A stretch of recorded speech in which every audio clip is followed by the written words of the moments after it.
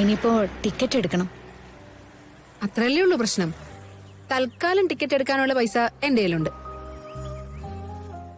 അത് നിനക്ക് ആവശ്യമുള്ളതല്ലേ? എടി, കാശ് ആർക്കാ ആവശ്യമില്ലാത്തത്? എല്ലാവർക്കും വേണം. ഇപ്പോഴേ നിനക്കാണ് അത്യാവശ്യം, അതുകൊണ്ട് നീ എടുത്തോ. എന്നാ നമുക്ക് ആദ്യം കടയിൽ പോയിട്ട് എല്ലാം ഒന്ന് അടിച്ചു വാരിയിടാം. അത് കഴിഞ്ഞിട്ട് സിറ്റിയിൽ പോയി ടിക്കറ്റ് വാങ്ങിക്കാം. ആയിക്കോട്ടെ, ഞാൻ ഫുൾ ടൈം നിന്റെ കൂടെയുണ്ട്. എന്റെ കൂടെ നടന്ന് നടന്ന് നിന്റെ പണി നന്നായിട്ട് മുടങ്ങുന്നുണ്ടല്ലേ? ഓ, അല്ലെങ്കിൽ ഞാൻ സിറ്റി പോയി ഫ്ലാറ്റ് വാങ്ങി കൂട്ടുമായിരുന്നല്ലോ. എടി, ഒന്നുമില്ലെങ്കിലും നിന്റെ അമ്മയുടെ കൂടെ കൂടിയപ്പോഴേ എനിക്കൊരു മനസമാധാനമുണ്ട്. ആരൊക്കെയോ ഉണ്ടെന്നുള്ളൊരു തോന്നലുണ്ട്. ജീവിച്ചിരിക്കാൻ തന്നെ ഒരു രസമുണ്ട്. അല്ലെങ്കിൽ എന്ത്? ഈ വലിയ ഭൂമിയുടെ പുറത്ത് ഒരു ഓട്ടോറിക്ഷക്കാരി മോളിക്കുട്ടി, അത്ര തന്നെ. സിത്താര മേഡം വിളിച്ചിട്ട് ഗാഥയുടെ എന്ത് പ്രശ്നം പറഞ്ഞത്? ഏറ്റവും അത്യാവശ്യമുള്ള കാര്യമാണല്ലേ? അല്ല, കാര്യം വ്യക്തമായില്ല എനിക്ക്. കാര്യം എന്താ വ്യക്തമാവാനുള്ളത്? അവര് നിന്നെ ഇങ്ങോട്ട് വിളിക്കുന്നു എന്ന് പറഞ്ഞ അതിന്റെ അർത്ഥം അവരുടെ മോൾ എന്തോ വൃത്തികേട് കാണിച്ചു, നവീനുമായുള്ള ബന്ധം വീണ്ടും കുളമായിന്ന.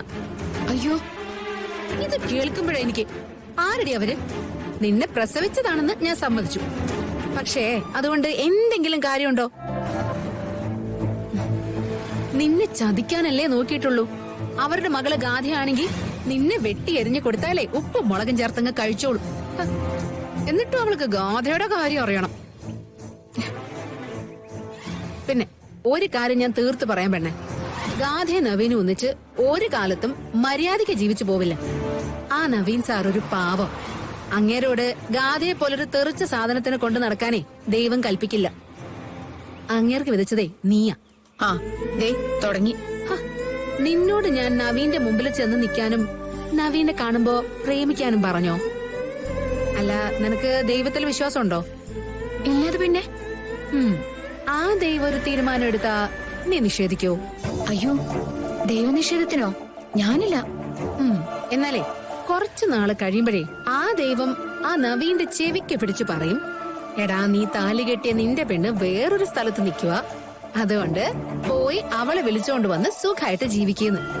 എന്നിട്ടേ വഴിയും കാണിച്ചു കൊടുക്കും. നവീനെ നിന്റെ മുന്നിൽ വരികയും ചെയ്യും. നിന്റെ സങ്കല്പം അനുസരിച്ചാണല്ലോ ദൈവം പ്രവർത്തിക്കുന്നത്. ദേ, നടക്കാനുള്ള കാര്യം ഞാൻ പറഞ്ഞത്. അത് കൺമുമ്പിൽ എത്തുമ്പോഴേ നീ കണ്ടാ മതി. അതുവരെ ഈ ഭൂകമ്പവും ചുഴലിക്കാറ്റും ഒക്കെ ഉണ്ടാവും. അതൊക്കെ നമ്മൾ നേരിട്ട് കഴിയുമ്പോഴേ നിന്റെ കെട്ടിയവൻ നിന്നെ കാത്തു നിൽപ്പുണ്ടാവും. വാ, നീ വണ്ടിയിലോട്ട് കയറും. വാ.